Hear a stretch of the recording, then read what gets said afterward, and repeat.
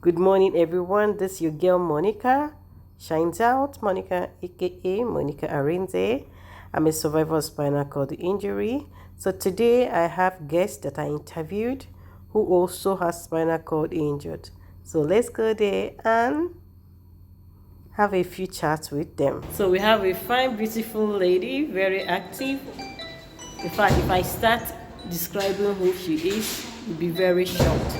So today, I want her to tell us a little bit of herself. First, her name, what caused her spinal cord injury, what is the level of her spinal cord injury, how is she managing it in terms of transferring from car to wheelchair and wheelchair to car.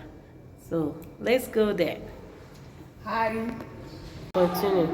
my name is Egede Choma.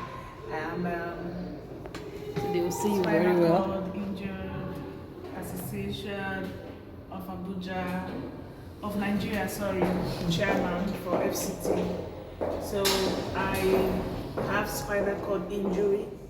It was gotten as a result of a fatal accident many years, about 16 years ago, while I was serving on my way back from my place of service. I was involved in a car crash, and since then, I I have been spinal cord injured. Means that I sit on a wheelchair, and life has not been easy, but we thank God because in every situation you have to find your way around it. I use a wheelchair as my means of mobility, and that is, if I want to go to my bed, I have to move by the side movement. It's a form of rehabilitation. You are being taught a different means of sitting, a different means of movement, a different means of going around. So for the bed, I use a wheelchair that it's kind of handless, and it assists me in my transfers to my bed, and from the bed to the wheelchair, from the wheelchair to the car. It's either you have a wheelchair that does not have a hand, or a wheelchair that you can take out the hand, thereby aiding your ability to move from places to places and transfer to your bed, and then transfer to whichever place you want to. It's spinal cord injured T2, T3, which is thoracic. It's a little bit after my neck. Cord injury. Okay. So that's it. All right, I want to find out again, how do you transfer? Can you transfer independently from a wheelchair to a car? Presently.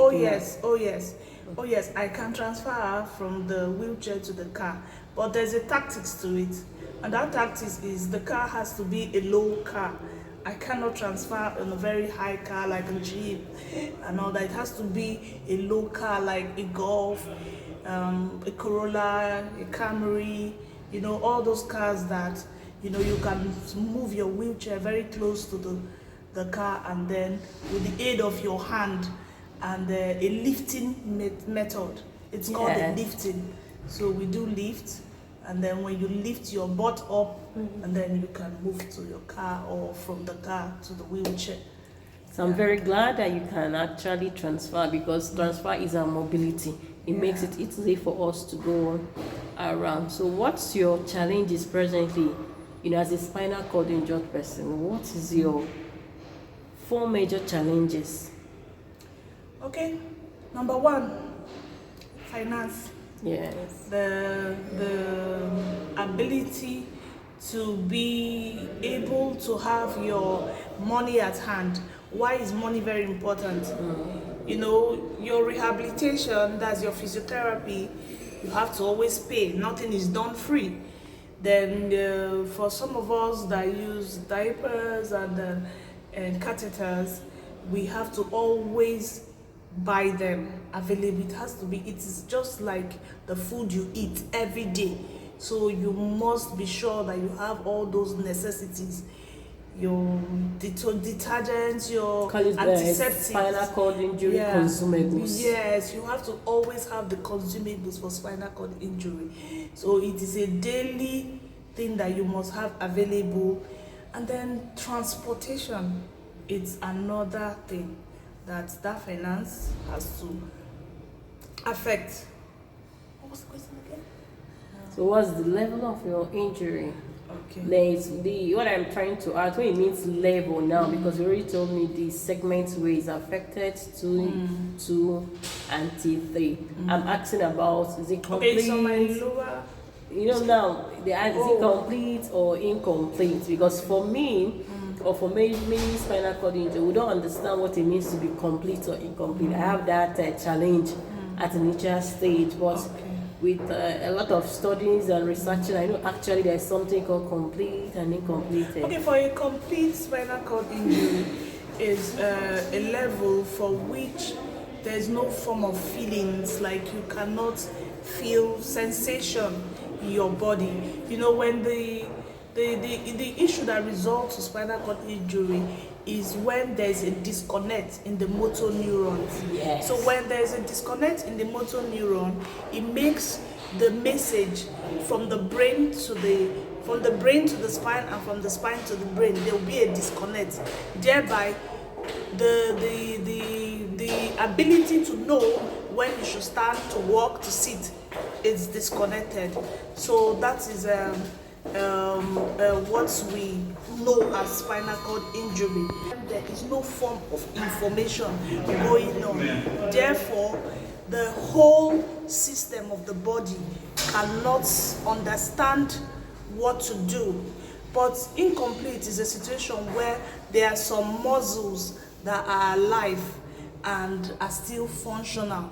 Like, there are people with same spinal cord injury that cannot even know when there's a need for a bowel movement, there's a need for whatever that has to do with the bowel and the bladder. But when it's incomplete, there's some form of information, there's some form of feelings, there's some form of sensation in the body. So for myself, it's incomplete to an extent, because I have some bit of sensation on the parts of my body. Like, I feel pains. I know it when there's a need, I'm pressed and all that. So I know all those things. So that's it. Thank you. I want to ask is, what is your advice for some persons that cannot transfer?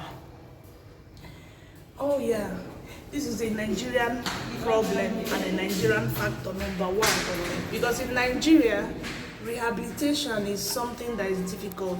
For many of us, we were in the hospital and we're not told or taught what to do and how to go about.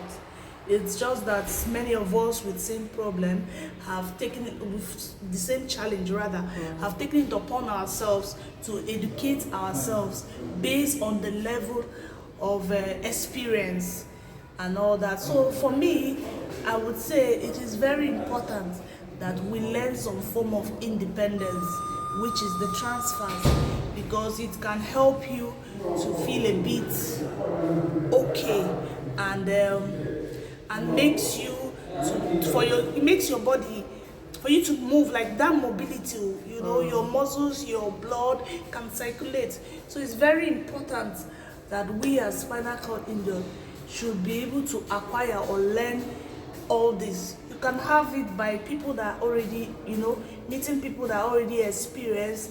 And now our social media has become a very good spot. So many of us, like my sister here, Monica, has a channel that you can watch all these things. I think she has uploaded many means of transfers, educating us on this.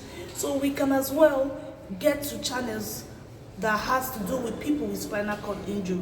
We'll learn all these things, and then we start practicing, daily practice. When you fall, please don't feel bad. Get up and move again. That's what it is. Yes. So it's about spinal cord injury has made us not to be ashamed anymore.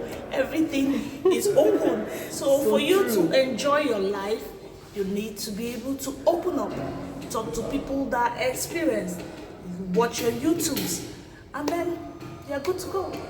Thank you so much for your time, and I know we have a great things to work together for the community of spinal cord injury. Thank you, and God bless you. Ciao, ciao.